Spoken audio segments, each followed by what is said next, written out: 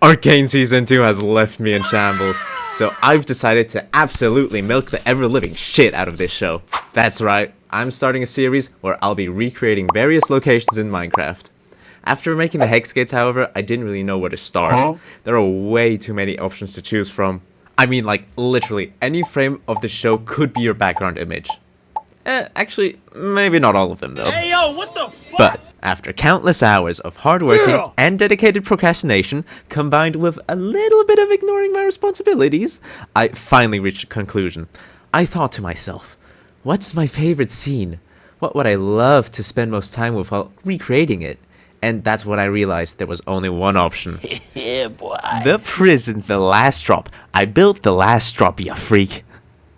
Now, I know that under my last Arcane video I said that I'd build the council room next if the video got 1k likes.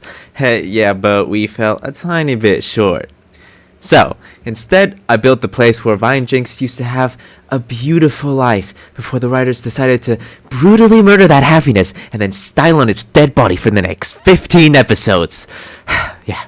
I've also implemented an image of my next Arcane build somewhere in the video, and in case you find it, let me know. In my opinion, the last drop is just such a cool place, and I love how the show uses it to contrast the effects of Bander's and Silco's respective leadership on the Undercity. The Furry, of course, taking a more family-orientated and peaceful approach, while Silco is all about embracing the monster within the wild side of Zaun. Also, the Vi Savika fight scene, just glorious. Yeah, so I hope you enjoy. Like always, beginning such a detailed project is always overwhelming. The solution to that problem? Procrast, hard work, and sheer fucking will. I started off with modeling. This is the first step in all of my builds. Frequent viewers should reckon this, and in case you don't know, well, you know what. Anyway, I use Pinterest to find good pictures, since that alleviates tons of problems later, and I settled on this design and got to work. As you can see, the center is the most important part. The rusty corrosion and copper-like facade highlight the entrance. And this is where I was confronted with the first issue. How the hell am I going to replicate the logo? I mean, sure, Minecraft maps are a thing, but I find that quite boring. So that leaves me with no choice but to desperately try to reconstruct it block by block. You can see this took me a little bit, but I am quite happy with the result. I love how the beer ended up. Now that that is solved, let's continue. I started with the top and worked my way down while using high contrast blocks like diamonds, emeralds, lapis, redstone, just the usual blocks, you know them.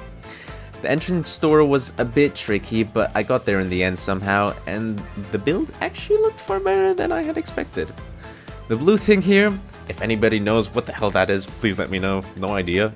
It was tricky. The angle of rotation and the weird shape made it almost impossible to replicate, but patience is the key, my friend. Adding little pipes on the sides and a green lantern on top really enhanced this effect. Finally, I had to do something about the entrance. I added the pipe on the left, however, the green lantern kind of looked thick, so I had to change that, and next up were the sides. I started left with this hanging sign, and I had to find the correct angle of rotation for the sides, cause yes, this build is actually in a corner and the sides are rotated. This was extra challenging, but I was sure that it would make the build look even better. So I locked in and did what I do best. Call it a day and take 3 days off. Seriously though, short breaks are really helpful since you kind of rediscover your build after a while. Feeling motivated by your super nice comments on the Hexgate video, I came back. Love you, my pookies. And oh boy, I got cooking. I probably sat there for 2 hours and only built. However, voila, the result. Lastly, the exhaustion pipe in the back had to be added, and using Axiom, it was a breeze. Now that I'm done, time for the right side. Nothing special though, so it didn't really take that long. What? I've already spent an hour on that? How? Oh my god, I hate this game. Next part, the background. I honestly had no idea how it should look like again, so I just simply followed my gut. Filled the gaps here, yeah, and here. And worked on the hill. In the end, it looks okay, but it will definitely need a lot more work later.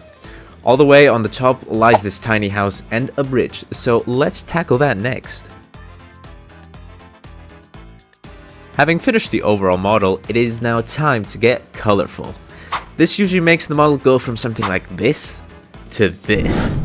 I used Axiom's gradient tool to color the rocks, and I am so happy with how the way it turned out. Even without shaders, they look so good. The little house on top turned out great as well, and I added cracks to the rock formation. I could not push this any longer, and it was now time for the biggest problem yet. Minecraft's block palette does not cover all the rusty colors, or at least I do not have enough skill for that. So it is time to get creative. Finding gradients is the key, and I settled on these two. Again, I started at the top and slowly, mythologically, ended up down under. Literally, this is what I looked like afterwards. As I proceeded, my biggest nemesis approached: laziness. The sides of the builds got a bit sloppy and I could not be bothered to correct them at all, so this was the result so far. And I know your patience is gone because so is mine, so it's time to wrap it up. Boom! The result: a broken looking, rusty build that looks like it was built in an hour. I wish. Jokes aside, this build took around 8 hours to fully build, and I'm actually really happy with the way it turned out.